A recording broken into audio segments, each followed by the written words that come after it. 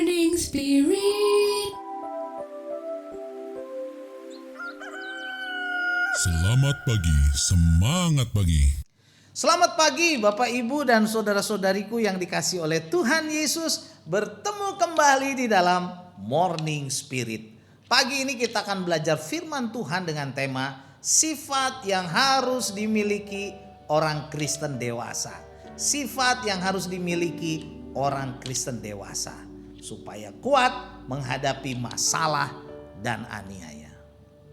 Sebagai orang Kristen, kita tidak hanya dipanggil untuk menahan diri tatkala dicaci maki, tetapi ada sesuatu tuntutan usaha yang lebih baik dan lebih mulia, yaitu berbuat baik dan mendoakan mereka yang menganiaya kita.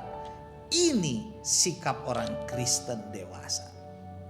1 Petrus 3 ayat 8-9 firman Tuhan berkata, dan akhirnya hendaklah kamu semua seia sekata seperasaan, mengasihi saudara-saudara, penyayang dan rendah hati, dan janganlah membalas kejahatan dengan kejahatan atau caci maki dengan caci maki. Tetapi sebaliknya, hendaklah kamu memberkati, karena untuk itulah kamu dipanggil, yaitu untuk memperoleh berkat. Dan akhirnya, kalimat singkat ini membawa kita kepada puncak rangkaian nasihat yang disampaikan oleh Rasul Petrus kepada orang-orang percaya. Dalam 2 ayat ini saudara meringkas dalam bahasa yang umum apa artinya menjadi orang Kristen yang dewasa walaupun sedang menghadapi kesulitan bahkan aniaya. Rasul Petrus mencantumkan 5 sifat yang harus dimiliki oleh orang Kristen yang dewasa. Yang pertama saudara, seia sekata dan saling mengasihi. Walaupun dalam jemaat berkumpul banyak orang yang berbeda suku, bahasa, adat istiadat, pendapat, karakter dan sebagainya, namun haruslah benar-benar ada sehati dan seia sekata agar jemaat dapat hidup sebagai suatu persekutuan Kristen yang bertumbuh di mana mereka saling mengerti dan saling menolong. Kisah Rasul 4 ayat 32 berkata, adapun kumpulan orang yang percaya itu mereka sehati dan sejiwa dan tidak ada seorang pun yang berkata bahwa sesuatu dari kepunyaannya adalah miliknya sendiri, tetapi segala sesuatu adalah kepunyaan mereka bersama. Puji Tuhan. Kesatuan bukanlah berarti keseragaman, bukan saudara. Kesatuan berarti bekerja sama di tengah keanekaragaman. Dan yang kedua, saudara, sifat yang kedua, seperasaan. Dalam bahasa aslinya sparaso yang berarti sama-sama merasa sakit. Yang Rasul Petrus maksudkan adalah hendaklah setiap anggota jemaat turut merasakan duka cita dan sukacita, pengalaman baik dan pengalaman pahit dari saudara seimannya, saudara. Dan dalam Roma 12 ayat 15-16 firman Tuhan berkata, bersukacitalah dengan orang yang bersukacita, menangislah dengan orang yang menangis. Hendaklah kamu sehati sepikir dalam hidupmu bersama. Janganlah kamu memikirkan perkara-perkara yang tinggi, tetapi arahkanlah dirimu kepada perkara-perkara yang sederhana. Janganlah menganggap dirimu pandai. Dan sifat yang ketiga, penyayang. Saudara, inilah tanda orang Kristen yang dewasa. Sifat penyayang muncul dari hati yang lemah lembut terhadap orang lain, menaruh belas kasihan kepada semua orang yang susah dalam hidupnya. Kemudian saudara, sifat yang keempat dari orang Kristen yang dewasa adalah rendah hati. Rendah hati bukan hanya bertindak sebagai orang yang sopan. Rendah hati adalah dasar untuk kehidupan yang sopan, karena orang yang rendah hati selalu mendahulukan orang lain. Puji Tuhan, saudara, inilah kedewasaan Kristen. Dan kedewasaan seorang Kristen yang kelima adalah mengasihi musuh. Nah saudara, ini tantangan, mengasihi musuh. Kita bukan hanya mengasihi sama umat Allah, saudara, tetapi juga harus mengasihi musuh kita atau yang memusuhi kita. Ini memang sulit, saudara, tapi inilah tanda dari orang Kristen yang dewasa.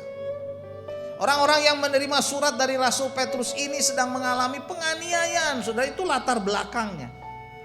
Mengalami penganiayaan secara pribadi karena mereka melakukan kehendak Allah. Tetapi mereka tidak diajarkan untuk membenci, mendendam, ataupun membalas mereka yang menganiayanya. Sebaliknya saudara, Rasul Petrus mengajarkan dan meminta mereka untuk memberkati orang-orang yang menganiaya mereka. Wow, ini luar biasa saudara. Ini adalah kebenaran yang diajarkan oleh Tuhan Yesus sendiri. Kita baca di dalam Matius 5 ayat 44. Matius 5 ayat 44 berkata, "Tetapi aku berkata kepadamu, kasihilah musuhmu dan berdoalah bagi mereka yang menganiaya kamu." Kasihilah musuhmu saudara, dan berdoalah bagi mereka yang menganiaya kamu. Hendaklah kamu memberkati, adalah nasihat Rasul Petrus yang didasarkan pada nasihat Tuhan Yesus ini saudara. Dan dalam Lukas 6 ayat 27 dan 28 firman Tuhan semakin melengkapi saudara. Firman Tuhan berkata, "Tetapi kepada kamu yang mendengarkan aku," kata Tuhan Yesus, "aku berkata, kasihilah musuhmu, berbuat baiklah kepada orang-orang yang membenci kamu, mintalah berkat bagi mereka yang mengutuk kamu, berdoalah bagi orang yang mencaci kamu." Wow saudara, inilah ajaran Tuhan Yesus yang luar biasa yang tidak ada di dunia lain saudara. Aniaya yang kita alami di dunia sekarang ini sebenarnya hanya akan menambahkan warisan kemuliaan yang akan kita peroleh di surga kelak. Jadi saudara, dengan memberkati mereka, memberkati orang yang membenci kita, menganiaya kita saudara, mendoakan mereka, maka kita sendiri akan diberkati oleh Tuhan Yesus. Matius 5 ayat 11 dan 12, "Berbahagialah kamu jika karena aku kamu dicela dan dianiaya dan kepadamu difitnahkan segala yang jahat. Bersukacitalah dan bergembiralah karena upahmu besar di sorga." Upahmu besar di sorga. Sebab dengan demikian juga telah dianiaya nabi-nabi yang sebelum kamu. Puji Tuhan saudara. Jadi inilah 5 sifat yang harus dimiliki oleh orang Kristen yang dewasa rohani, supaya kuat saat menghadapi tantangan, masalah bahkan penganiayaan. Yang pertama, seia sekata dan saling mengasihi. Yang kedua, seperasaan. Yang ketiga, penyayang. Yang keempat, rendah hati. Dan yang kelima saudara, mengasihi musuh kita. Musuh yang menganiaya, musuh yang memfitnah, musuh yang menjelek-jelekan kita, bahkan musuh yang menipu kita. Saudaraku, marilah kita lebih lagi mencari perkenanan Tuhan. Memang berat saat kita mengalami aniaya, kita berat saat menghadapi masalah, tapi percayalah Tuhan akan memberkati kita. Amin. Mari kita berdoa. Terima kasih Tuhan, kami mau menjadi orang Kristen yang dewasa rohani, supaya Engkau memberkati kami. Dalam nama Yesus kami berdoa. Amin. Amin. Bapak Ibu yang dikasih oleh Tuhan Yesus, bila kita diberkati oleh Morning Spirit ini, silakan klik like, subscribe, bunyikan loncengnya, dan bagikan kepada orang banyak. Sampai bertemu kembali dalam Morning Spirit selanjutnya. Morning Spirit. Selamat pagi, semangat pagi.